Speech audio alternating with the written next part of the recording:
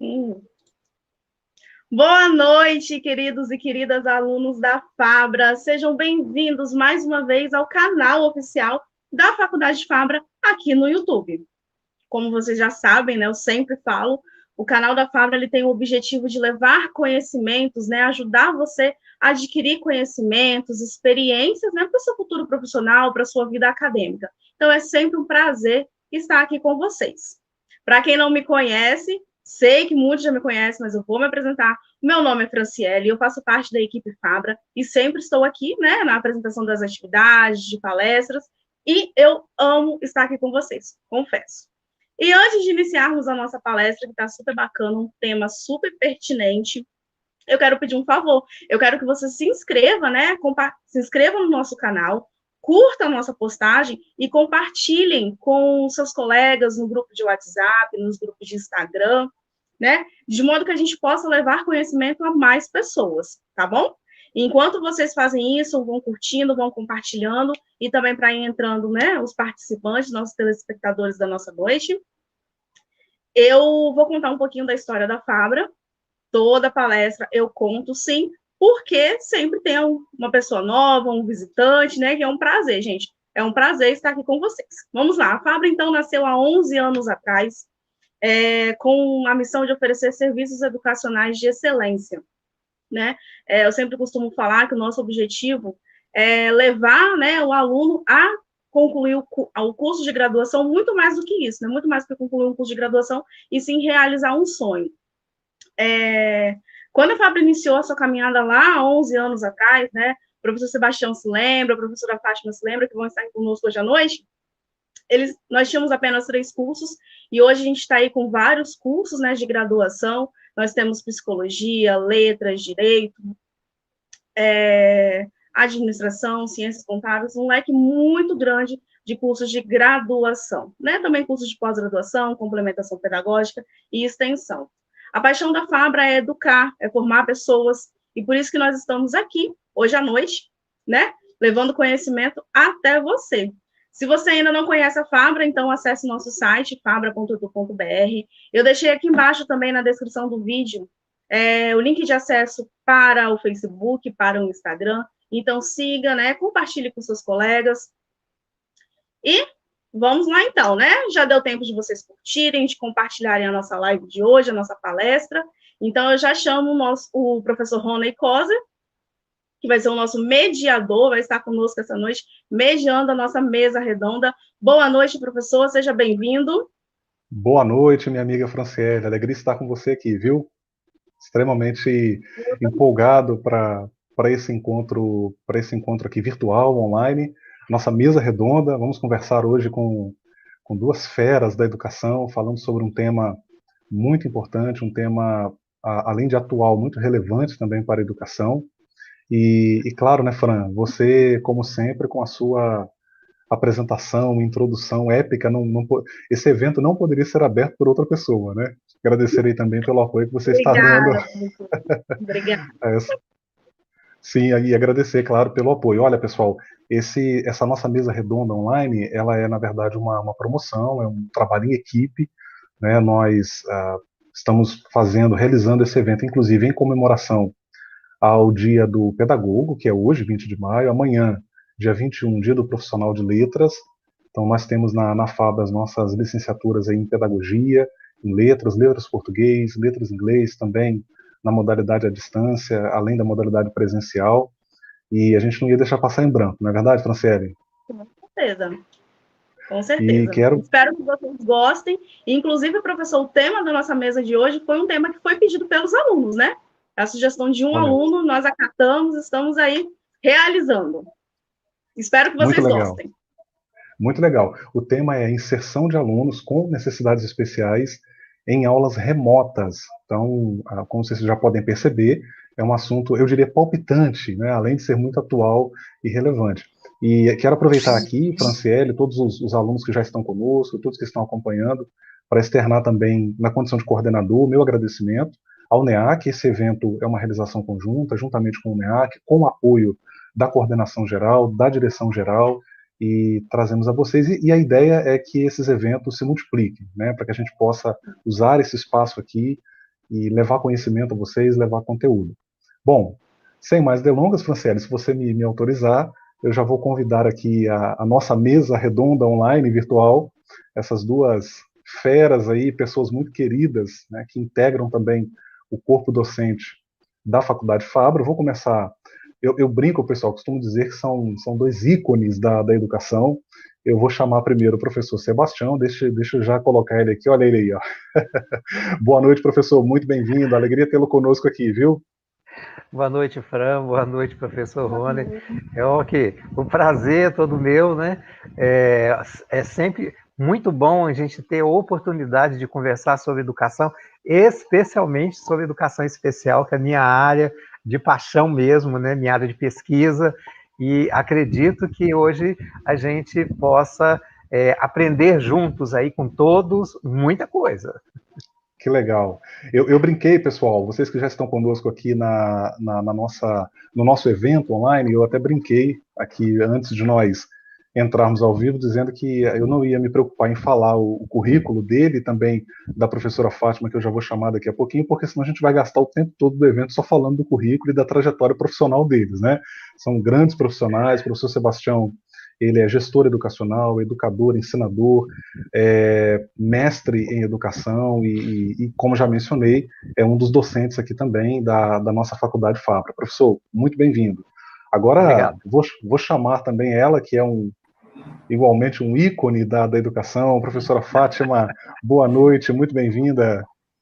Boa noite, Fran, boa noite, professor Sebastião, boa noite, professor Rony. Boa noite, professora. Estava ouvindo a fala do professor Sebastião e endosso, é muito bom poder reunir para discutir educação, em especial a educação inclusiva, que, segundo o meu olhar, ela carece disso, ela carece de mais debate, ela carece de mais olhares sobre ela para que ela se efetive.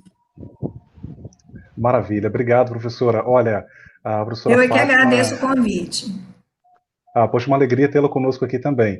A professora Fátima é uma educadora, assim também como o professor Sebastião, trabalhando aí na educação, no ensino superior, é doutora em ciências da educação, tem aí uma trajetória, vem contribuindo, também escrevendo, produzindo material, acabou de publicar recentemente agora uma obra, a gente parabeniza aí também pela grande contribuição na educação. Muito obrigada, muito obrigada. Pois bem, pessoal, eu vou... Estamos nessa trajetória juntos, né, professor? Estamos. Verdade. Há muitos anos juntos nessa trajetória. Legal. Desde o início. Desde o início da Fabra. Como diz o professor Rony, jurássicos. Não. Lenda viva, professor. Lenda viva. Tá certo. Pessoal, deixa eu falar rapidinho aqui da dinâmica do evento, para as pessoas que estão nos acompanhando entenderem, tá?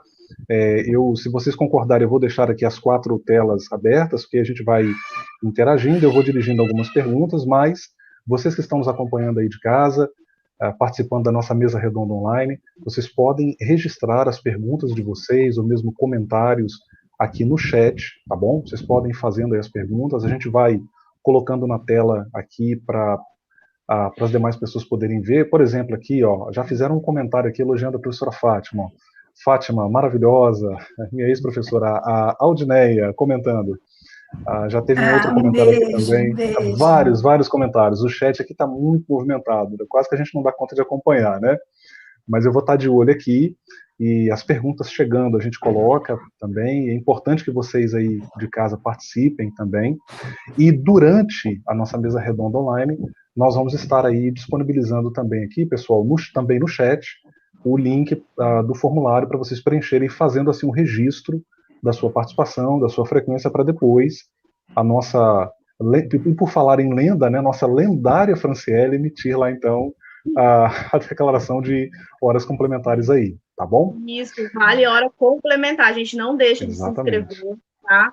Porque o link só fica ativo durante a palestra. Acabou a palestra, o link vai ser desativado e você perdeu sua chance. Então, assim que o link sair no chat, a gente também pode estar avisando, né, professor? E Claro, você se inscreva e garanta a sua declaração e hora complementar, né? Claro. é isso aí. Ó, professor Sebastião, ainda existem cavalheiros, né? Então, primeiro as damas, eu vou começar dirigindo a pergunta aqui à professora Fátima. Como disse, pessoal, fiquem à vontade. Também a Franciele, que está aqui junto conosco, fique à vontade para intervir também, comentar, tá, Fran? A sua participação também é importante, como a de todos. Eu vou começar dirigindo uma pergunta bem objetiva à nossa professora Fátima. O que é educação inclusiva? Como que a gente poderia definir educação inclusiva, professora? A educação inclusiva, ela é uma modalidade de ensino que visa garantir a igualdade de condições de atendimento a todos os alunos. Quando nós pensamos em educação inclusiva, nós acreditamos que ela está voltada apenas para o aluno, o alunado que tem algum comprometimento. Só que hoje ela tem que ser vista de numa outra perspectiva. A inclusão, ela vai começar no Brasil, lá no Brasil Império, quando se pensa em inserir as pessoas com alguma deficiência no processo ensino-aprendizagem. No entanto, hoje, a educação inclusiva, ela visa garantir essa igualdade de condições de aprendizado a todos os alunos, porque a Constituição diz que nós somos todos iguais perante a lei. Então, se somos todos iguais perante a lei e a educação, ela é um direito e um dever do Estado, da sociedade, da família, como classificar quem é o aluno da educação inclusiva? A educação inclusiva, ela não deveria mais fazer essa distinção entre o modo de agir, os processos pedagógicos que são voltados para o aluno dito normal, ou olhar aquele aluno que tem algum comprometimento. E dentro da educação inclusiva, garantindo isso, hoje entende-se como detentor desse direito à educação inclusiva o aluno com altas habilidades. Respondi sua pergunta, professor? Sim, sim. Digamos que ficou assim uma introdução já muito provocadora, né? Pode Ela, estender enquanto modalidade diferente das outras modalidades, só complementando, Claro. ela pode ser ofertada na educação em qualquer nível ou segmento. A educação profissional, por exemplo, ela não pode ser ofertada em determinados segmentos. A educação especial, não. A educação inclusiva, ela atende o aluno desde que este aluno entre em qualquer nível de modalidade. Então, ela está na educação infantil, ela está na educação básica, que é o infantil, o fundamental e o médio, e também no ensino superior. Perfeito, obrigado. Professor. Perfeito, obrigado, professor. É interessante a senhora falar isso porque está muito conectado, inclusive, ou mantém certa correlação com a temática do evento que a gente está pensando. Nós estamos pensando a educação especial em relação à modalidade de ensino remota, né, as aulas remotas. Então, e não dá para negar, acredito que a senhora, o professor Sebastião, também a Franciele vão concordar comigo que essa é uma realidade posta, né, chegou para ficar, de fato, a educação ela vai continuar se utilizando desses recursos. Então, acho que isso exige realmente a gente pensar a questão da educação especial em relação à modalidade de ensino remoto. Professor Sebastião, se quiser fazer algum adendo também, fique à vontade. Sinta-se em casa, viu?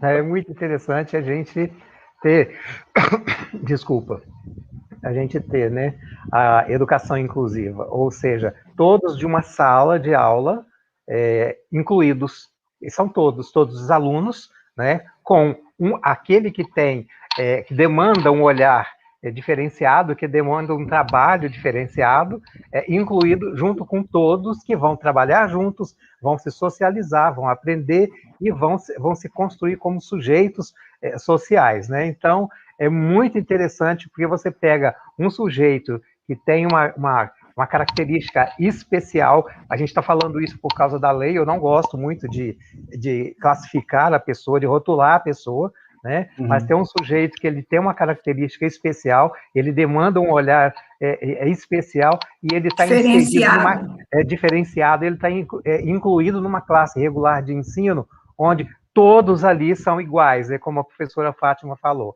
É maravilhoso, realmente, a gente vê assim deveria ser, né, professor? Assim, mas, professora, olha só, uma coisa muito interessante, que a gente consegue perceber o desenvolvimento deles, mesmo só o fato de estar juntos, a gente vê que eles se desenvolvem, a gente vê que eles crescem muito, né? Não, isso é fato. Eu vou aproveitar a provocação da professora Fátima. Agora, professor Sebastião, já vou fazer, pegando um gancho, já vou te dirigir uma segunda pergunta aqui da nossa mesa redonda, né?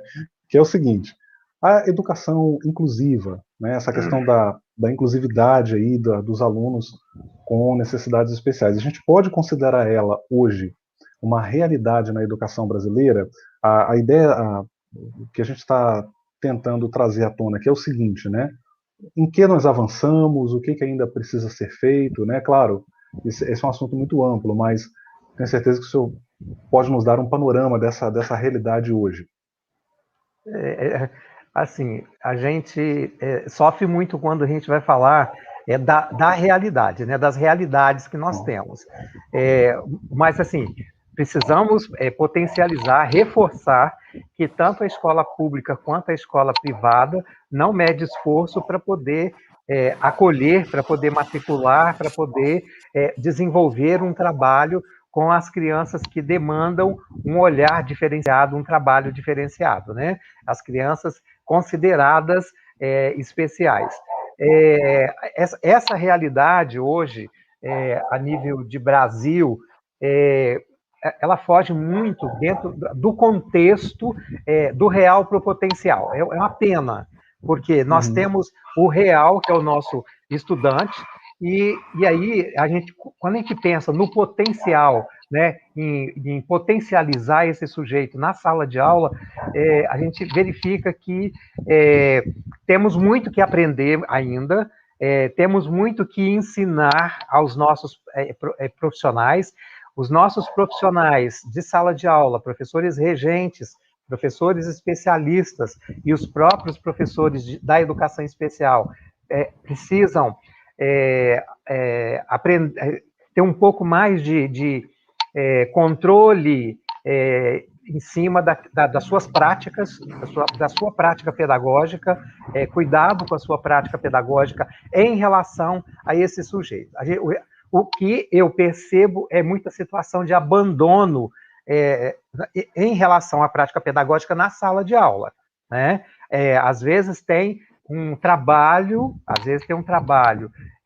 com a professora da educação especial, mas quando chega na sala de aula, a professora tem um monte de alunos, ela não consegue atender, e ela também não está preparada emocionalmente, e também até com relação à sua própria prática pedagógica, para poder desenvolver esse sujeito na sala de aula como deve ser desenvolvido. Ou seja, professor, não é só uma questão de a gente ter uma qualificação do profissional da educação para esse tipo específico de educação. Envolve também uma questão de estrutura, de adequações. Poderíamos pensar dessa forma? A estrutura, a adequação, a sala de aula, ela existe. O material didático da turma, né? O material didático da turma, esse material, ele pode ser adaptado para poder essa criança trabalhar e se desenvolver. O que nós precisaríamos pensar na estrutura é o seguinte: nós temos a idade escolar da criança, do aluno, ou seja, do estudante, e temos a faixa etária dele, a idade dele. Hoje, um dos grandes problemas que nós temos, porque eu pesquiso muito em escola pública e em escola privada, eu estou no dia a dia dessas escolas, o grande problema que nós vivemos é que esse sujeito ele está na sala de aula, mas não foi feito um levantamento, né? Ou seja, um estudo com ele para ver o nível escolar dele. Porque quando a gente pensa em aprendizagem, eu preciso pensar na sequência de conteúdos. Eu preciso pensar em sequenciação de conteúdos. Assim, uma criança que tem pouca experiência, ela vai ter, assim, menor condição de sequenciar conteúdos. Então, a criança que tem mais experiência, ela vai ter maior condição de sequenciar conteúdos. E quando eu verifico que uma criança é matriculada e colocada na sala de aula, não é feito um trabalho de reconhecer o que ele tem de linguagem, o que ele tem de lógica, para poder sequenciar ele a partir do momento em que ele está lá. Vamos supor que ele esteja lá com 8, 9 anos de idade, mas a idade escolar dele para a linguagem seja lá silábico, mas para a lógica seja pré-silábico. Então, adianta eu pegar e adaptar um conteúdo do livro didático lá de 9 anos de idade, ou pegar o livro e montar uma série de atividades a partir dali? Não. Nós precisaríamos pensar, professor, que a gente precisa, na educação especial, ter um olhar diferenciado mesmo. Hoje, a metodologia para trabalhar com crianças da educação especial, né, as crianças que estão incluídas, é a metodologia sintética. Ou seja, aquela metodologia onde eu vou trabalhar de A a Z, eu vou trabalhar de 0 a 9, vou trabalhar a questão fonética de cada símbolo, vou trabalhar a ligação desses símbolos até ele começar a construir palavras, até ele começar a entender a ligação dos números e essa representação. Então, a gente entra na metodologia sintética, que é a metodologia tradicional, hoje aplicada para as crianças da educação especial. Isso é muito importante, porque se a gente faz a capacitação de quem vai acompanhar essa criança na sala de aula, por exemplo, eu tenho um estagiário. Se eu faço a capacitação do estagiário para poder trabalhar com essa criança da educação especial, e eu preparo esse material para que essa criança esteja na sala de aula ou fora da sala de aula, sequenciando as possibilidades que ele tem de abstrair, ou seja, de conservar, que é a parte mais importante de conservar, então, nós teríamos aí um ganho muito grande. Às vezes, fica muito difícil para o professor regente compreender e entender e aceitar. Mas, olha, sempre que a gente tem uma criança da educação especial, dependendo do nível dessa criança, ele tem alguém que faz esse acolhimento, alguém que acompanha esse trabalho. O problema também está na qualificação desse profissional, dessa pessoa que acompanha. Por outro lado, a gente tem outras questões muito graves aí, porque, olha, não se faz um plano de vivência para a escola, uma vivência na escola, dentro da escola, para a criança da educação especial. E muito menos um plano de vivência para acompanhamento em casa, que as famílias também ficam totalmente perdidas. Então, nós que somos da área da educação especial, profissionais que desenvolvem prática pedagógica para esses sujeitos, nós precisamos pensar nas possibilidades para que as famílias trabalhem, ou seja, refaçam o trabalho da escola, mas para isso ela tem que saber o que ela vai fazer, e para isso um plano de vivência, um plano de ação bem elaborado, e dentro da escola, quando a gente tem esse plano, essa estruturação com as pessoas que estão em volta, a gente tem um ganho enorme. Professor Rony, pois não, professora? Claro. A fala do professor Sebastião, ela corrobora ao conceito que eu trouxe de educação inclusiva, porque você veja este processo que o professor Sebastião descreve como um processo inclusivo, ele deveria ser direcionado a todos os alunos. Saber o que o aluno traz de histórico-cultural, entender que o aluno, e isso quando eu digo aluno, qualquer aluno, que ele não é uma folha em branco, que eu preciso saber em que ponto esse aluno já desenvolveu a sua capacidade cognitiva, o seu lógico-matemático, qual é a leitura de mundo que este aluno tem. Isso deveria ser um modelo, aos meus olhos, sabe, professor Sebastião? Isso deveria ser um modelo aplicado não apenas sobre aquele aluno que requer algum atendimento específico, mas a todos os alunos. A nossa escola, ela não tem este olhar.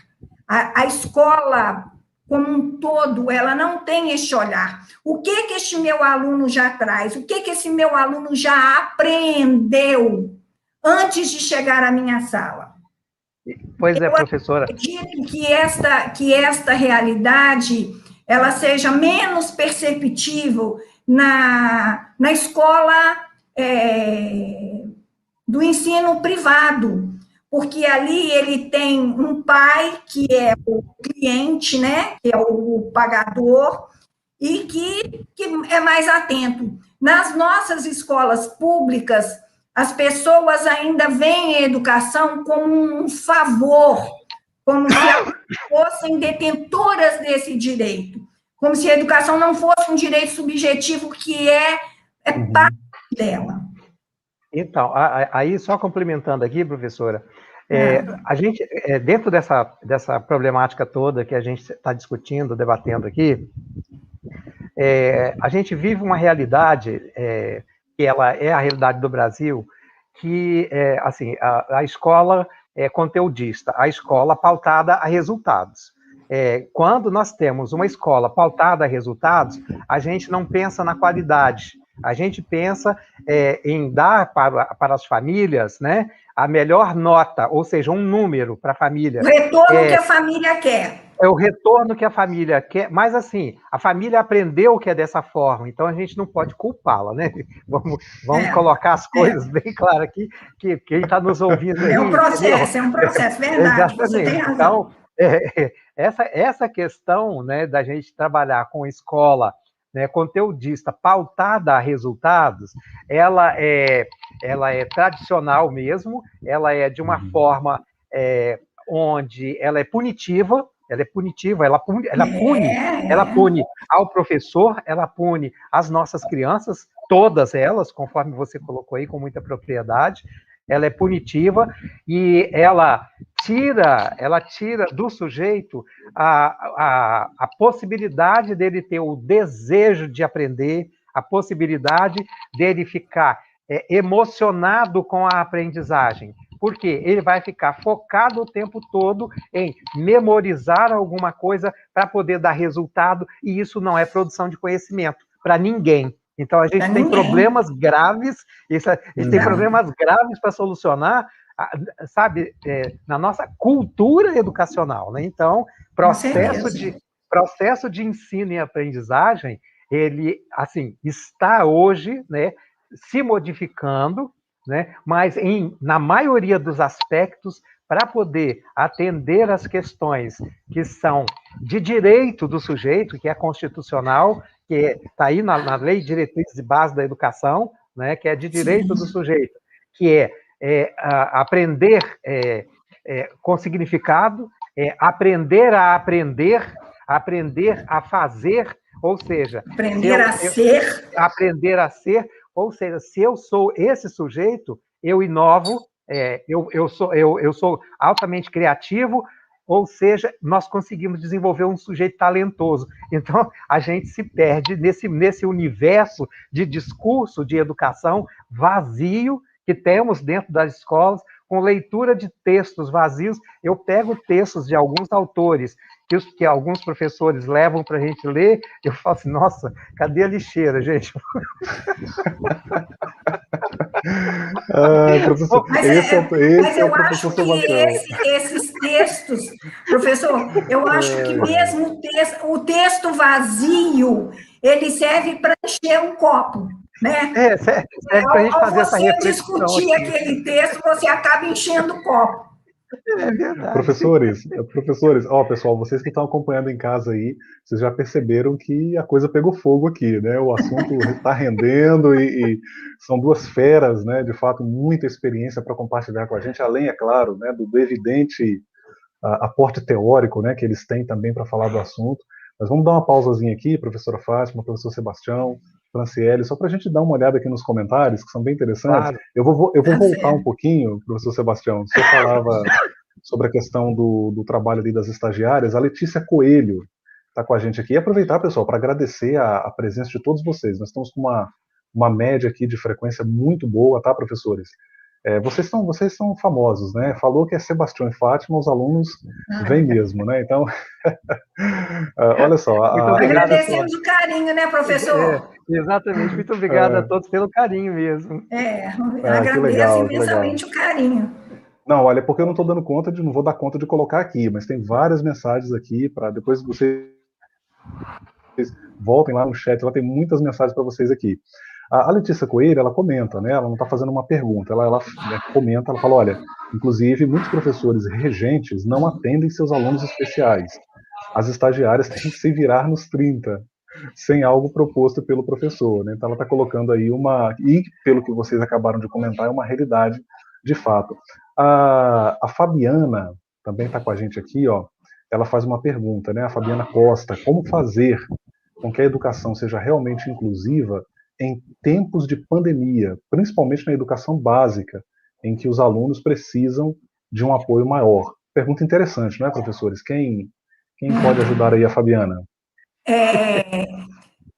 Fabiana, a educação, inclusive em tempos de pandemia, ela não vai fugir muito da realidade da educação dos alunos de ensino regular. É uma situação que foi uma situação nova, que caiu, assim como caiu o vírus, né? Na realidade brasileira, ele trouxe a realidade da educação remota. Para professores que muitas das vezes nem computador sabiam manusear. Então, trouxe uma realidade para dentro da educação e pegou todos despreparados, a todos. Começando pelos professores. Professores que não tinham um computador, mal tinham um celular e, de repente, tiveram que começar a trabalhar remoto. Isso falando de professores que são pessoas que possuem uma graduação, que possuem uma formação acadêmica. Você imagina o reflexo disso dentro das casas. Porque se esse professor não domina essa ferramenta, ele elabora um plano de aula, ele elabora uma atividade para ser discutida com o aluno. Este aluno está dentro de casa, o suporte deste aluno é a família. A grande maioria desses alunos também tinham pais despreparados para isso. Isso em se tratando de uma educação, falando dos alunos ditos normais. Quando nós trazemos essa realidade para dentro do contexto da educação inclusiva, isso piora enormemente. Você imagina um aluno surdo assistindo um vídeo sem que tenha um tradutor. A maioria dos professores que dão aula remota, eles não dominam um software, uma ferramenta que faça a tradução simultânea. Um aluno cego que esteja ouvindo, apenas ouvindo. um aluno autista que requer silêncio, que requer concentração. Então, a pandemia, ela vai trazer reflexos muito negativos dentro desse contexto da educação remota para os alunos especiais. Para os alunos da educação inclusiva. Esse é o meu entendimento pessoal. Os meus alunos já sabem, eu sou mãe adotiva de um aluno especial, ele tem múltiplas deficiências, o Josimauro, e ele é aluno do IFES, que o IFES é o Instituto Federal de Educação do Espírito Santo. Esse meu filho, ele tem matrícula, ele frequenta o curso de segurança do trabalho, muito mais para se socializar, para ter uma atividade que possa desenvolver alguma cognição nele, porque ele consegue.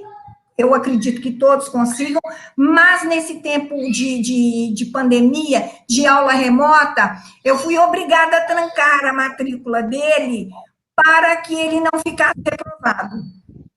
Porque ele não dá conta de acompanhar e todas as atividades que foram propostas as pedagogas, o AER do IFES, fez diferentes sugestões de atividades para que ele permanecesse incluído na turma. Ele não deu conta, ele não dá conta.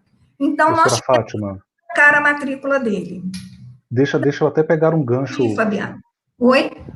Desculpa, deixa eu até pegar um gancho aqui na sua fala. O Rodrigo, que está nos acompanhando também, ele comenta o seguinte: olha, não basta somente matricular os alunos, tem que ter uma pessoa que acompanhe esses alunos, né, com necessidades especiais. Pois então, mas em tempo de pandemia, em tempo de educação remota, como é que a escola vai fazer com que esse aluno tenha um acompanhamento igual é acompanhado dentro de uma sala do ensino presencial?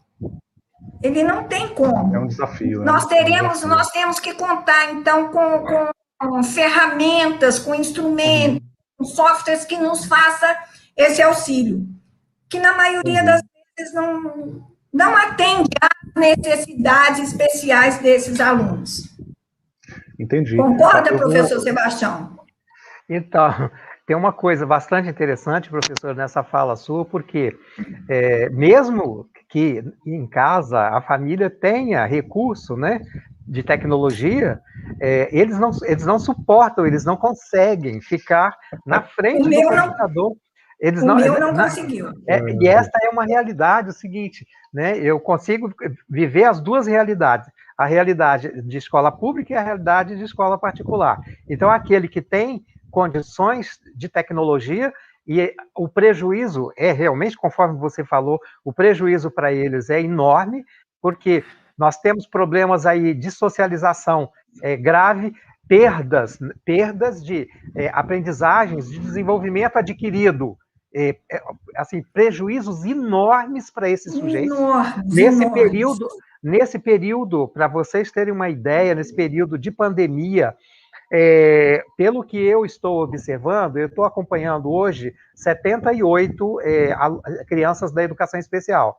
Para vocês terem uma ideia, com essa saída deles da socialização, da classe regular de ensino, do acompanhamento do professor regente, do estagiário, né, conforme a nossa querida colega colocou lá, né, que é culpa do estagiário, né, tudo é culpa do estagiário, mas olha só, a vivência dele em casa, com pessoas que têm pouca tolerância com ele mesmo, mas isso é uma coisa normal, está todo mundo estressado, todo mundo está estressado. Imagine uma família que cuida de educação especial. Eu, por exemplo, tenho conhecidos que têm 2 da educação especial. Então, quer dizer, é uma luta, né? É uma dificuldade enorme.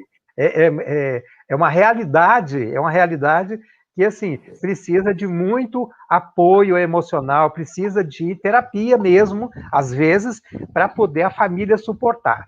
Essas crianças, o que eles tinham conservado, né?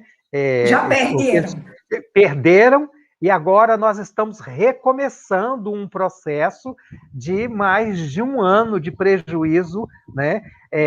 Aliás, é o seguinte, quantos anos anteriores de trabalho que foram perdidos? Foram Né? perdidos. Exatamente, porque isso é sequência. Então, essas questões, né, mesmo básicas que eles tinham conseguido desenvolver, como a questão motriz, a questão espacial, né, de localização, coisas básicas que a gente constrói neles, com eles, na verdade, neles, não com eles, essas coisas foram perdidas mesmo. E hoje a gente está aí com uma realidade onde nós estamos reiniciando os processos todos. Sim, professor Sebastião. No meu caso, professor, meu filho, ele não eu não tenho essa dificuldade, porque ele vai fazer agora, dia 5, 42 anos. É um menino. Ele é o de todos. Ele veio para minha companhia tem 11 anos, mas ele é o mais velho de todos, então eu não tenho problema. Mas o que eu percebo que ele está perdendo é muito. Então, professor, por exemplo, vamos... ele escrevia o nome completo dele. Hoje já não domina mais. A motricidade está perdendo. São vários elementos de processo de 11 anos, porque desde que ele veio para a minha companhia que eu o matriculei. Então, são 11 anos para ele chegar onde chegou e ele está perdendo toda essa aquisição. Entendi. Professores, o bate-papo está fantástico, né? Esse diálogo altamente enriquecedor. O chat aqui está a mil por hora. Eu estou me sentindo na sala na sala dos professores, professor. Pois é. Ó, é interessante, pessoal, que alguns alunos estão aqui fazendo comentários e também perguntas. Parece que antecipam algumas perguntas que eu já até tinha encaminhado para vocês também. Por exemplo, a Mônica, ela pergunta como nos especializar com excelência. Também deixa eu ler algumas aqui, né? Porque eu já vi que a gente não vai conseguir ler uma a uma, explorar uma a uma aqui com calma, né? Até pelo tempo, mas vale a pena a gente olhar, ainda que de modo panorâmico. A Lilian Coutinho, ela vai dizer, né, como trabalhar com a educação inclusiva se a maioria das escolas públicas estão numa fase de só entregar atividade, já formulados para todos, sem saber a real necessidade daquela criança, né? Ela coloca também um aspecto aqui interessante, né? Na sequência, a Mônica aí, ó, elogiando vocês, professor Sebastião e Maria de Fátima, meus espelhos, amo o modo simples e direto de explicar, olha aí, ó. Tem vários comentários aqui elogiosos, né? Ó, esse aqui é interessante. A Diane, ela vai dizer que a professora envia as atividades para casa, para meu filho fazer. E confesso que nem sempre consigo, pois tenho que intercalar com as atividades dele com as minhas de faculdade. E aí ela prossegue num outro comentário, né? Como não tenho, deixa eu ver, como não tenho preparação, a cada dia está difícil. Está colocando aí a dificuldade dela de lidar com isso. Mas, que nós estamos comentando. Essa questão, exato. Deixa eu só interromper o raciocínio aqui rapidinho, professores, com autorização da Franciele, eu já vou sinalizar para os alunos aqui que em alguns minutinhos eu estou colocando aqui no chat para vocês o link do formulário, tá bom? Para que vocês possam lá fazer o registro da participação de vocês aqui. Tudo certo, Franciele? Você manda, eu obedeço. Manda quem pode, obedece quem tem juízo, né? Tudo certo, professor. Então tá bom. Então, professores, eu um comentário aqui referente à nossa palestra, né? Na verdade, eu acompanho o meu sobrinho nas aulas online e já é difícil, né? Você acompanhar uma criança normal, né? Eu saio do quarto e ele já está deitado na cama. Já é complicado. Imagina uma criança de educação especial que precisa de uma necessidade, que precisa de um atendimento melhor, né? Muito complicado. Realmente, Fran. Nós estamos colocando, professores, deixa eu agora fazer uma provocação aqui, né? É claro que vocês colocaram com muita propriedade essa realidade, os desafios que se colocam hoje para a questão e com essa realidade de pandemia também, mas penso também eu que não seria de todo prudente a gente descartar também as possibilidades que a tecnologia coloca para a gente. E até uma das perguntas que nós colocamos aqui no nosso roteiro é se o ensino remoto ele pode ser entendido, de fato, como um aliado à educação inclusiva, à educação especial e inclusiva. Hoje nós temos aí, como a professora Fátima bem mencionou, uma série de... O Velibras é um exemplo bem popular, muito utilizado no ensino superior, né, para aquela questão ali dessa adaptação do ambiente virtual de aprendizagem para alunos com surdez, que não podem ouvir. Então, tem ali o bonequinho que fica fazendo, é bem legal o recurso, ele é bem interessante. Então, tem vários recursos similares, né, que existem. É claro que, particularmente, eu acredito que algumas coisas, alguns recursos tecnológicos, eles não vão substituir nunca o contato presencial, o contato físico, sem dúvida, né? Mas a gente pode, por outro lado, olhar para esses recursos, olhar para a própria ideia de aulas remotas como aliadas para a educação especial inclusive, e aqui eu dirijo a pergunta aos dois professores. Falem agora e não se calem para sempre. Professor Rony, eu acho que a educação, que o ensino remoto, como você bem mencionou inicialmente, na sua fala inicial, ela chegou a uma realidade posta. Ela não vai sair. Até porque as nossas crianças, eu digo sempre aos meus netos, parece que eles já nasceram com chip. Eles dominam a tecnologia, assim... o meu neto às vezes briga comigo que não dá certo, eu ligo para ele e falo, Davi, ele fala, vovó, mas eu já te ensinei, vai fazer 8 anos, vovó, mas eu já te expliquei, quer dizer, então eles parecem que já nasceram com chip. A tecnologia não será um problema para eles. O que eu vejo como desafio, o que eu vejo que a escola, a educação vai demandar para que essa realidade atenda plenamente a inclusão, mas naquela perspectiva que eu coloquei inicialmente, a inclusão de todos, e não apenas a inclusão voltada para o aluno especial, ela vai precisar preparar esse profissional que está do outro lado da tela. Porque a grande realidade é que os nossos professores, eles não têm uma formação, e eles dizem sempre isso. Todas as falas, o professor Sebastião já deve ter ouvido muito também isso. Ah, mas eu não sou preparada, eu não sei lidar com um aluno especial. Isso presente. Você imagina lidar com essas necessidades tendo o ensino remoto. Então aí, Hein? Não, pode concluir. Não. Aí a educação superior, que é o nosso campo de atuação, nós teremos que despertar nos nossos alunos, e eu digo sempre a eles, esse olhar de que eles precisam entender que não é no ato da colação de grau, na hora que a Franciele chama Sebastião Luiz Batista e entrega o canudo a ele, que a formação dele está pronta. Nós somos seres em construção. E nós, enquanto educadores, nós devemos nos colocar sempre em movimento para trazer para o nosso aluno uma educação de qualidade. Apesar de que esse termo qualidade é um termo que eu também não comungo muito com ele, por ser uma coisa que o que é qualidade para você pode não ser para mim. Mas é o termo usado. Mas vamos trocar para um termo que eu gosto, de uma educação significante, que tenha significado para este aluno.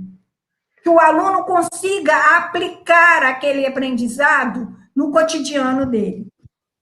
Para isso, nós precisamos de docentes que entendam isso, que quando a Franciele, por exemplo, convida para fazer participar de uma palestra, mesmo que seja com a professora Fátima, mas que entre, que discuta, que converse com a professora Fátima. Quando a Fabra manda um convite para fazer uma pós-graduação, que não entenda nisso apenas o desejo de vender um pacote, não, que entenda a preocupação da instituição com a formação continuada desses alunos. Assim, para nós termos uma educação inclusiva, tempos de educação de ensino remoto, precisaremos partir da ideia de que temos profissionais preparados para esse segmento.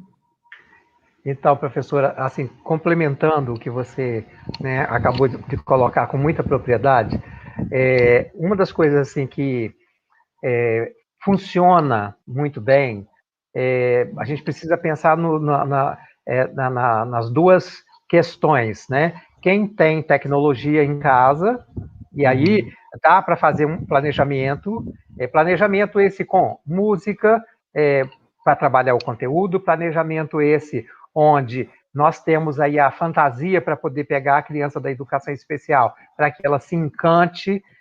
Então, essa entrada, ela não é no grupo, porque a criança da educação especial participa no grupo, mas depois o professor precisaria fazer uma entrada, nem que seja de meia hora, para poder fazer esse trabalho com a criança da educação especial em casa. Dá para fazer um trabalho, sim, bastante consistente, mas, assim, aí nós precisamos de um adulto que acompanhe, que deixe, que estimule, que faça com que ele fique participando. Essa é uma outra realidade. Então, em casa, a gente precisa... É outro desafio. É muito desafio. Então, em casa, a gente precisa desse adulto que acompanha, e a escola precisa fazer esse plano, esse planejamento. Estou falando para quem tem tecnologia. Para quem não tem tecnologia, existem planos de ação maravilhosos que a gente tem, e inclusive até buscando no próprio Google, por exemplo. A gente, às vezes, eu sempre falo o seguinte, né? Quando é que eu vou sair do meu real para o meu potencial, né? Bigotes aí para a gente entender essa questão aí. Quando é que eu vou me potencializar em cima daquilo que eu já tenho?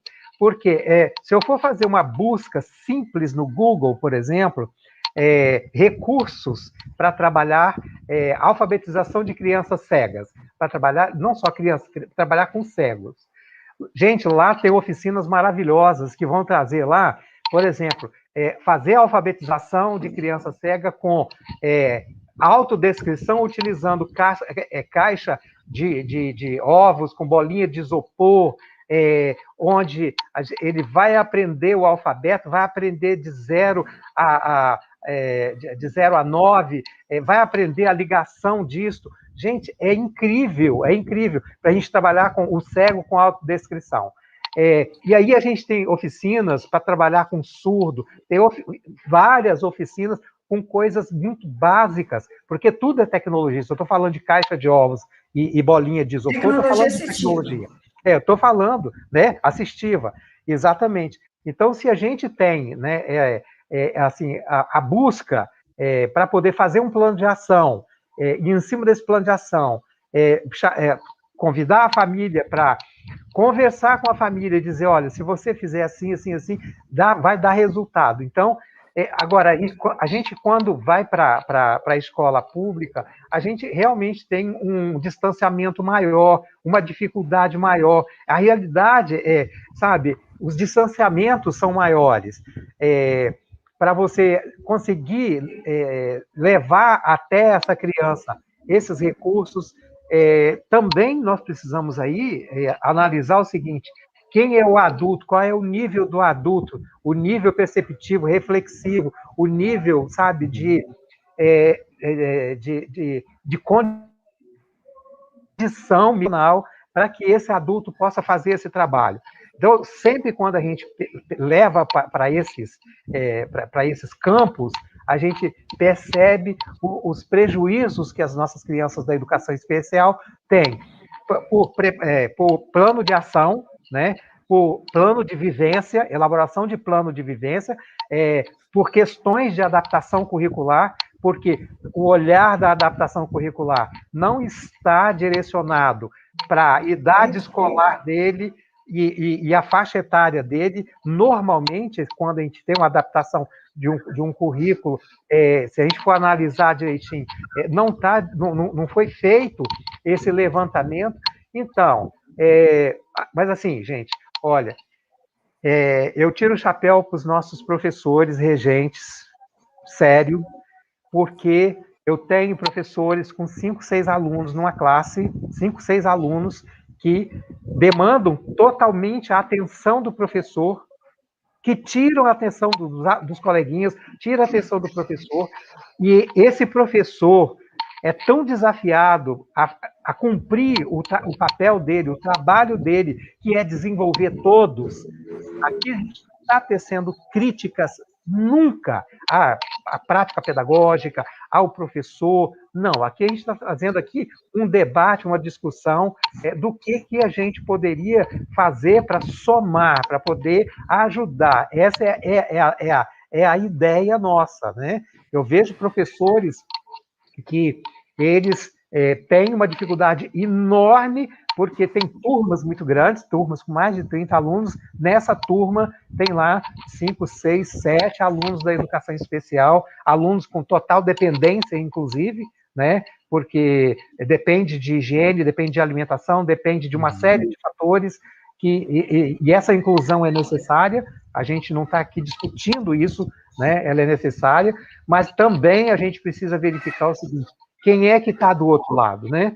Eu vejo professores que vêm até mim, coordenadores que vêm até mim o tempo todo, e assim, por favor, vamos tentar ver se a gente consegue alguma ajuda, o que a gente pode fazer. Então a gente vai estudar, vamos ver o que a gente pode fazer para poder colaborar, porque todos eles precisam de ajuda, precisam da nossa intervenção como pedagogos, como coordenadores, como supervisores, como orientadores, ou seja, da direção acadêmica, da direção pedagógica, a direção pedagógica não, desculpa, direção escolar, da educação, quando é na educação básica. Então, a gente precisa de todos envolvidos nesse processo para que a gente possa ter condições de atender as demandas que estão na Lei 13.146 de 2014, que é da educação especial, atender também a legislação nossa, né, que é a Constituição Federal, que todos têm os direitos iguais. A professora abriu falando sobre isso, né, e a própria LDB, que reafirma, que determina que a educação é igual para todos. Professor, deixa eu aproveitar e pegar um gancho aqui na sua fala. Vocês já perceberam que eu mais faço aqui é pegar gancho, né, nesse evento. Eu estou só aprendendo com vocês, né? Eu acho muito, muito legal uma iniciativa como essa nossa aqui na Faculdade Fabra, promovendo esse evento online, que é bem acessível para todos. E aqui eu assim, gostaria de ouvi-los também com relação a isso, porque eu acredito que um evento, o professor Sebastião enfatizou tanto a questão da importância dessa colaboração, desse trabalho de equipe, dessa predisposição do profissional de não maximizar problema, mas o desafio em si, que é ter ali ou lidar com um aluno com necessidade especial, mas buscar saídas, buscar alternativas, se prontificar para ajudar. Então, essa proatividade, de fato, ela é muito positiva. Mas eu acredito que na medida que a gente realiza eventos como esse, discute o assunto, também produz publicações a respeito, penso eu que nós contribuímos também para diminuir determinados complexos. Eu sei que a professora Fátima e o professor Sebastião, um pouco clichê o que eu vou falar aqui agora, mas eu acredito que é uma realidade ainda na educação. A gente percebe muitos, inclusive educadores, que por não conhecerem a fundo o assunto, acabam mantendo, preservando, vamos dizer assim, determinados complexos de ignorância. Por exemplo, tem um aluno ali na sala que, por ele não estar treinado, né, na questão da educação especial, inclusive, então, ele tem um aluno ali que tem a questão da hiperatividade. Aí ele, ao invés de perceber isso no aluno e buscar aportes para lidar com isso, nossa, que aluno agitado, que aluno bagunceiro, né, é o complexo. ou às vezes o aluno tem algum tipo de dificuldade de aprendizagem, algum tipo de transtorno de aprendizagem, descalculia, por exemplo, e aí, às vezes, os coleguinhas ou o próprio professor, nossa, que aluno burro, né? Então a gente ainda ouve coisas assim. Então, penso que um evento dessa natureza, um diálogo como esse que nós estamos fazendo aqui, ajuda justamente a reduzir esses complexos e mostrar que, na verdade, isso não ajuda, só atrapalha. Lidar com a questão dessa forma. Então, é preciso conhecer realmente, e claro, né, ter também esse instrumental teórico para conseguir identificar, de fato, esses transtornos, essas dificuldades, para que a partir disso você consiga, então, incluir o aluno, né, dentro de uma educação que seja realmente inclusiva, que atenda ele de fato. O professor, agora quem vai pegar um gancho sou eu, na sua fala. E acredito que o professor Sebastião vai até concordar com o que eu vou dizer. Um outro desafio que a educação passa, e não é só a educação, é a sociedade, é a questão do preconceito. É o que você acabou de dizer. Professor Sebastião e eu já tivemos uma experiência, não vamos falar nome por questões éticas, de uma aluna que tinha sérios problemas de aprendizagem, e nós dois trabalhávamos com ela rotineiramente, dando textos para ela ler, textos para ela reproduzir o texto, para entender e trazer uma síntese. Então, é um trabalho que é feito não só na educação infantil ou na educação básica, mas que é possível também. No entanto, o preconceito, ele é uma coisa que ele dificulta esse processo. As famílias, por vezes, elas são preconceituosas. Elas entendem que aquele aluno, aquele filho, é uma punição. Ainda existe essa questão. Não, é uma punição, eu recebi uma punição de Deus, por isso meu filho é assim. Escondem o filho, não entendem que o processo ensino-aprendizagem, ele é possível para esses alunos, e esse preconceito, ele vai adentrar a escola, porque ao lidar de forma diferenciada com este aluno, por vezes a escola também realça essa situação e faz. Professora Fátima. Fala. Não, desculpe, agora a senhora ativou o modo teólogo.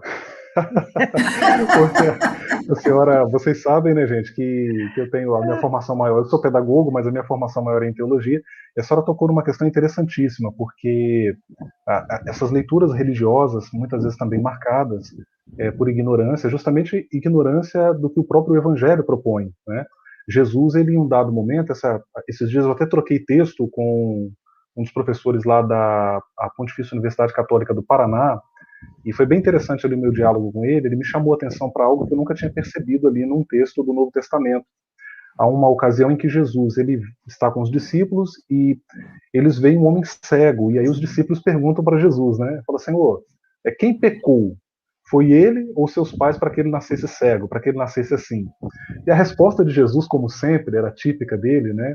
É típico dele isso, ele dá uma resposta, ele salta por cima dessa questão e dá uma resposta genial. Ele vai dizer, olha, nem ele e nem os seus pais, mas foi assim para que nele se manifestasse a glória de Deus. Em outras palavras, Jesus não estava olhando para aquele homem pelas lentes de uma teologia, mas Jesus estava olhando para aquele homem valorizando a sua vida, né? Valorizando a sua vida. A vida ali era mais importante que um dogma, ao passo que os discípulos estavam olhando por lentes religiosas, né? Então é interessante, professora, a senhora falar isso, e aqui eu endosso a sua fala, porque esses complexos religiosos também, eles dificultam realmente é uma punição, é um castigo, e na verdade a gente não tem... Olha só, a gente tem que parar, na verdade, de discutir a educação especial como coitados, né? Verdade. Toda vez que a gente abre um debate, uma discussão, a gente, sabe, vai criando um sentimento, coitadinho, e não é nada disso, né? Não tem nada disso. É aquela velha história, né? Um cego, aliás, o mundo onde tem, né, todo mundo um mundo onde nós temos aí todo mundo é cego, um que enxerga, quem é que é rei aí, né?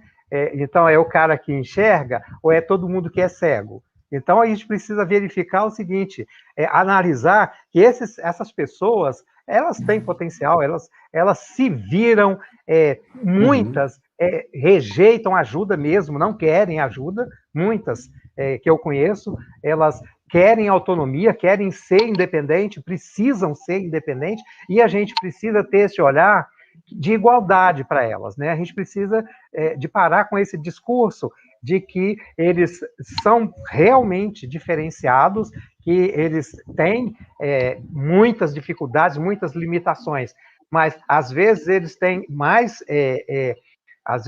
mais condições de solução de problema do que para um determinado problema do que a nós próprios. Então, esse é um ponto. Aquele ponto que o professor Rony falou na escola, né? Onde é um sujeito que está lá com descalculia. Então, ele tem... pois é, professor, a gente tem na escola, né, uma grande quantidade de sujeitos. E sujeitos esses que, às vezes, a gente observa, né, que ele tem déficit de linguagem, que ele está com algumas questões que precisam ser resolvidas por profissionais multidisciplinares, que ficaria fácil. Só que na escola pública a gente tem essa dificuldade de solucionar. Mas tem o problema da família aceitar também na escola particular. Tem esse lado. Então, a gente tem aí aluno com desortografia, tem aluno com dislalia, nós temos várias questões, temos alunos, né, com TOD. Qual é a grande dificuldade de trabalhar com um aluno que TOD? Porque ele é desafiador, né? Faz tudo o contrário. Você faz tudo o contrário. Então, se você quer que te dê algum resultado, faz exatamente o contrário. Você não faz isso e ele vai lá e ele vai fazer. Ele vai te desafiar e vai fazer. Ele vai sempre meter o pé. Então, a gente, sabe, também tem esse problema de fazer essa leitura, né, dos sujeitos que estão no nosso dia a dia. E uma das coisas que a gente não pode nunca pensar é que eles são coitados, né? Eu acho que nós temos que tratá-los de forma equânime, né? Dar a cada um aquilo que ele precisa para desenvolver o seu potencial. Evitar esse olhar de cima para baixo, né, professor? Essa coisa de melhor ou pior, né? Ou melhor e pior. Então, muito pertinente a sua fala. Eu insisto, professores, a valorização da vida, a valorização do sujeito, ou para falar aqui nos termos do professor Sebastião, da sua autonomia, né? Fica até bonito, fica até filosófico falando assim, né? Gostei, professor. Muito legal, muito legal. Professores, a gente já está aqui, parece que não, mas nós já estamos aqui há um tempo bacana, conversando, e, nossa, o chat aqui está muito movimentado, temos quase, nesse momento, quase 50 pessoas aqui acompanhando a gente, muito legal, queremos aí reforçar o nosso agradecimento a todos os alunos por estarem aqui participando e valorizando, porque a iniciativa da Faculdade Fabra é justamente nesse sentido, né, promover eventos, levar conhecimento com qualidade e com pessoas que são autoridades para falar, né, que têm a super competência, como já ficou demonstrado aqui nessa mesa redonda. Autoridade é o senhor que está colocando, né, professor? Essa autoridade o senhor está me dando ela agora. Não, é justo, professor, é justo. Olha, eu vou terminar com uma pergunta, vou deixar para ambos os professores refletirem, né, cada um fazer o seu apontamento. Que desafios, né, vocês elencariam para a educação especial e inclusiva que mereceria assim, uma atenção especial, que precisa de superação hoje no contexto da educação, né? Pensando-se a educação aqui de modo mais abrangente, né? Tanto educação básica, superior, enfim. Por favor, professores. O primeiro ponto é o seguinte: não sofra. Para com o sofrimento. Para com essa neura, né, de que uma criança que demanda um trabalho, um olhar diferenciado, vai fazer com que você trabalhe mais. Esse é um ponto crucial. A gente precisa nos livrar disso, né? Na verdade, né, como diz Michel Dissertot, a gente é aprisionado pelos nossos conceitos e preconceitos. Então, onde é que está o meu conceito e o meu preconceito que me aprisiona? Então, esse aprisionamento, a gente tem que largar ele, tirar ele, e deixa simplesmente acontecer, deixa as coisas acontecerem normalmente, porque tudo é normal. Então, dentro de uma sala, porque eu tenho 1, 2, 3 alunos que são da educação especial, vamos atendê-los na medida do possível, vamos fazer com que eles sejam acolhidos, tenham atenção na medida do possível, vamos atender a todos na medida do possível. Eu acho que, assim, a gente precisa, enquanto educadores, desestressar e fazer o nosso trabalho, cumprir o nosso papel, né? De fazer acontecer numa escola onde ela é uma escola construída, dirigida para a igualdade. Eu vou além disso, sabe, professor? Eu acho que nós precisamos de políticas públicas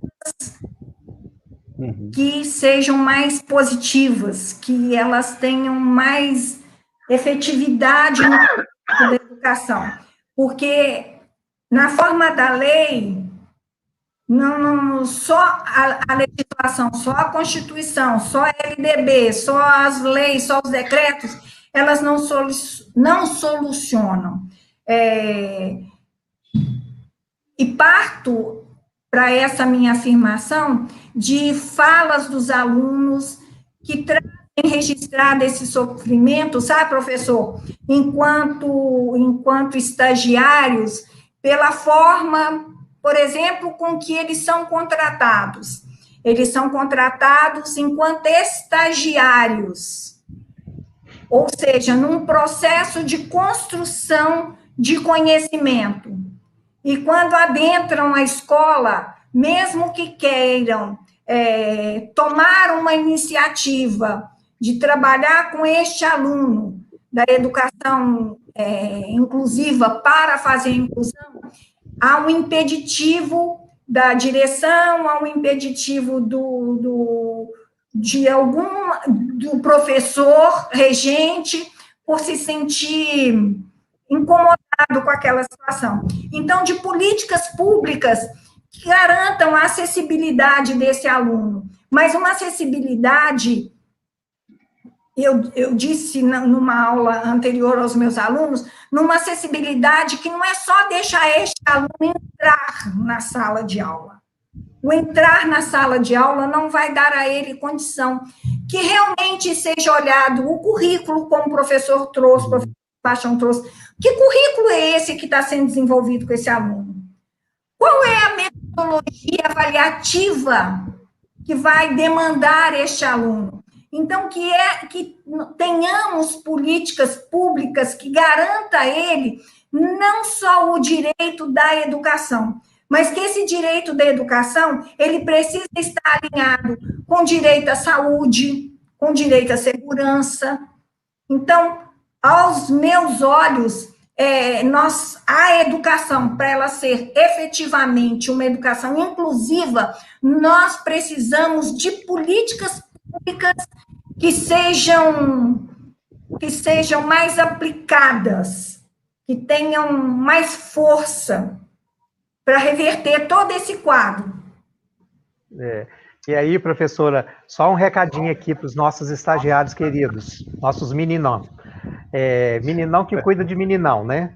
Então, olha só, estágio é prática pedagógica, é para você aprender. Você vai para uma escola para você observar e para você fazer registro disso e tirar proveito. Joga fora tudo que você não concorda, mas registra a si mesmo, para você não esquecer, né? E você joga fora tudo que você não concorda e você registra tudo que você concorda. E a partir dali, você vai fazer a sua própria prática pedagógica para você ser o melhor educador, seja lá como pedagogo, ou seja lá o que for. Faça a diferença. Mudem, né? O mundo, mudem as escolas. Não fiquem com esse olhar de Eu fico muito doido quando eu vejo os meus alunos estagiários. Porque a minha escola é isso, a minha escola é aquilo. Porque jogaram o menino. Que maravilha que jogaram o menino em cima de você. Porque você vai pesquisar, vai se virar, vai aprender a aprender fazendo. Entendeu? Ô, professor, Então, mas quando a situação é essa, eles não reclamam. O que eles reclamam é que dentro desse contexto há um desvio de função. Por exemplo, tem que rodar alguma coisa na copiadora. Ah, vai o estagiário. Ah, precisa fazer alguma coisa. A Fran deve ouvir muito isso, já que ela acompanha esses relatórios, já que acompanha esses alunos. Então, o relato deles é o não espaço do aprendizado que eles foram buscar. Não é o excesso de trabalho, não é o pesquisar, não é o elaborar. É o não elaborar, é o não espaço, é o que os incomoda. Pelo menos é o que é relatado na minha sala de aula. Aí, quando eles relatam isso para mim, eu falo, registra tudo isso. Quando você estiver lá, você não faz isso. Não manda o estagiário copiar nada. Não, sabe? Agora, no momento, você vai copiar. Mas, você vai lá e vai fazer cópia. Não tem problema. Eu sou mandado. Essa é a minha fala. Eu falo, pois é, eu não tenho como mudar a realidade que você está vivenciando, a não ser te mostrando, abrindo o seu olhar, transformando o seu entendimento sobre esse processo, para, a partir de você, nós fazemos a diferença. Fazemos a diferença. Essa é sempre a minha fala. É isso aí. Nossa, muito, muito legal, professores. Contribuições, assim, eu diria... Vou usar uma expressão que eu li esses dias, né, que vão direto na jugular, ou seja, vai direto ao problema e apresenta alternativas assim interessantes para a gente pensar. Particularmente para mim, pessoal, foi absolutamente enriquecedor participar aqui ouvindo a professora Fátima, o professor Sebastião. Quero aqui mais uma vez reiterar, em nome da coordenação, da faculdade, o nosso agradecimento aqui a vocês por nos atenderem, participarem aqui conosco desse evento. E acho que merece uma parte 2, não merece? Olha, a julgar pela empolgação de vocês e também pelos comentários professor, aqui no chat. Eu vou falar só uma palavra e a Fran vai me entender. Amigo, né, Fran? Ah, sim! Muito amigo! Gente, olha, assim, gostei muito. Professora Fátima, eu aprendi muito com você hoje, hein? Que isso, nossa, não tem... estamos aprendendo um com o outro, professor. Os nossos debates na sala dos professores, como eu disse, foram sempre muito enriquecedores. Matei saudade de estar numa sala na sala dos professores, só faltou aquele cafezinho que a gente toma ali no cantinho. Clássico, né? Mas foi muito bom, agradeço aqui, sempre o convite. Chocolate, tá vendo? Que eu tenho chocolate aqui. Aqui, ó, água. Maravilha, obrigado. Agradeço o convite, me sinto sempre prestigiada pelo convite, de sempre. Tá para os ouvidos, tá, Franciele? Me sinto prestigiada e muito enaltecida por ser lembrada por vocês. Sempre. Essa é a missão que eu carrego no coração. Gente, obrigado por tudo mesmo, né? A todos que participaram desse encontro maravilhoso, né? Obrigada. Pela parceria, né? Pelo carinho de sempre, por sempre estar conosco, né? Topar na mesma hora que a gente pede. Em nome da Fabra, né? Também agradeço ao professor Rony. Na hora que eu falei com ele, professor Rony, vamos fazer? Ele falou assim, vamos fazer sim. Agradeço também aos nossos alunos, né? Que participaram aqui conosco essa noite. Um beijo para cada um deles. Saudade da Mônica, saudade de todos eles. E uma coisa interessante... Conhecidos. Pena que não dá para falar o nome de todos, mas a gente agradece muito, nós ficamos muito felizes de vocês estarem aqui conosco. Fran, uma coisa interessante, né? A frequência se manteve. Eu estou acompanhando aqui pelo StreamYard, e, assim, muito bacana, de fato, ou seja, o pessoal não veio apenas, né, pensando apenas no certificado, não, querem aprender, querem explorar o conteúdo, e isso que nos deixa realizados, né. O professor Sebastião falou anteriormente, eu sempre falo isso com os meus alunos também, olha, não basta se formar, é preciso se formar tendo conhecimento, né? Isso vai refletir muito positivamente na sua atuação profissional. E para encerrar aqui esse momento, pessoal, não posso deixar de fazer menção também da contribuição muito estratégica da Franciele, né? Ela que está sempre com a gente Linda. aí, é uma figura, né, fundamental a esse programa, uma peça fundamental. Desculpa falar nesses termos, eu não gosto muito, Fran, mas, né, você é uma peça fundamental aqui nesse quebra-cabeças que é a equipe, e tem sido assim, a sua posição tem sido muito estratégica para que esses eventos aconteçam, tá? E agradeço aí como coordenador pelo apoio que você sempre dá, tá bom? Eu espero que depois desse elogio público aqui, isso me renda pelo menos uma caixa de bombom, né? Amanhã lá na Fábra. Professor Sebastião, pelo menos que a gente receba um bombom, né? Mas Isso aí, né? Vou guardar um bombonzinho para vocês. não, mas assim, na primeira oportunidade, eu mesmo vou levar um bombonzinho para vocês. Pode deixar. Tá certo. Franciele, Só um você... último recadinho, professor Rony. Rapidinho. Assim como Claro. nós fizemos, né, acatamos a ideia dos alunos de promover essa palestra, nós estamos abertos a novas ideias. Então, no nosso formulário, né, o nosso formulário de confirmação de presença, ele tem um campo de comentários, né, onde você é aluno, Fran, professor Rony, palestra tal, tema X, é bacana, vamos trabalhar. Manda para a gente as ideias de vocês, que sim, nós vamos organizar e vamos estar colocando em prática, tá bom? Com certeza. Maravilha. Então, externar os nossos agradecimentos a todos aí.